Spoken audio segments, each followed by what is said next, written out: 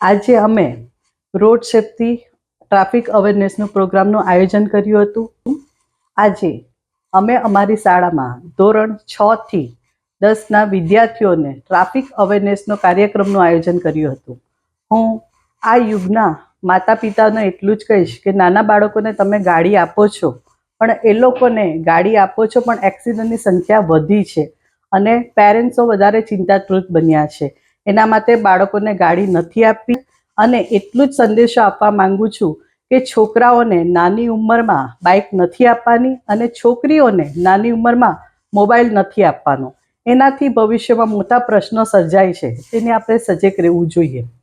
બીજું કે આજે આપણી સાથે આરટીઓના ટ્રેનર બ્રિજેશભાઈ વર્મા હાજર હતા.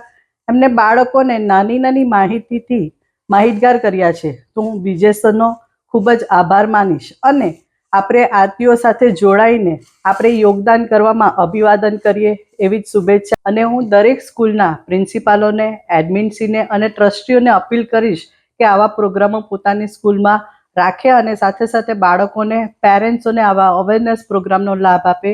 જય હિન્દ. અમારી શાળા દ્વારા વિદ્યાર્થીઓને માર્ગદર્શન પૂરું પડી રહે તે માટે ટ્રાફિક અવેરનેસનો સેમિનારનું આયોજન કરવામાં આવેલું હતું. આ સેમિનારની અંદર અમારા વિદ્યાર્થીઓએ શાંતિપૂર્વક સેમિનારનું નિહાળ્યું અને તેમાંથી યોગ્ય માર્ગદર્શન મેળવ્યું. આ માર્ગદર્શન દ્વારા વિદ્યાર્થી મિત્રોને પોતાના જીવનની અંદર વાહન વ્યવહાર અને તેના ચુસ્તપણે જે નિયમો છે તેમનું પાલન કઈ રીતે કરવું તે દ્વારા માહિતગાર થયેલા છે. વિદ્યાર્થી જીવનમાં પોતે ટ્રાફિકને કઈ રીતે નિયમોનું ચુસ્તપણે પાલન કરવું અને પોતાના જીવનમાં પોતાની ફરજો કેટલી છે ટ્રાફિક પ્રત્યેની અને કઈ રીતે અન્ય વ્યક્તિઓને પોતે મદદરૂપ થઈ શકે છે તે અંગેનું માર્ગદર્શન મળેલ છે. આજરોજ ડભોલી વિસ્તારમાં આવેલ LP Sawani river side school છે, ત્યાં અમે બાળકો માટે audio visual road safety traffic awareness બાળકોમાં બાળપણથી જ આવે તેના માટેનો કાર્યક્રમનું આયોજન કરવામાં આવ્યું. તેના અંદર GSM ન્યૂઝ ચેનલના માધ્યમથી આ કાર્યક્રમનું સરસ મજાનું આયોજન કરવામાં આવ્યું હતું અને આશરે 400થી વધારે વિદ્યાર્થીઓ, શિક્ષકગણ અને માનનીય પ્રિન્સિપાલ સાહેબે ખૂબ રસ દાખવીને સરસ મજાનું કાર્યક્રમનું આયોજન કરવામાં આવેલું હતું. તેના અંદર સપનાબેન પાનેરિયા પ્રિન્સિપાલ શ્રી એમણે સરસ મજાનો એમને કાર્યક્રમમાં ખૂબ રસ દાખવેલો હતો.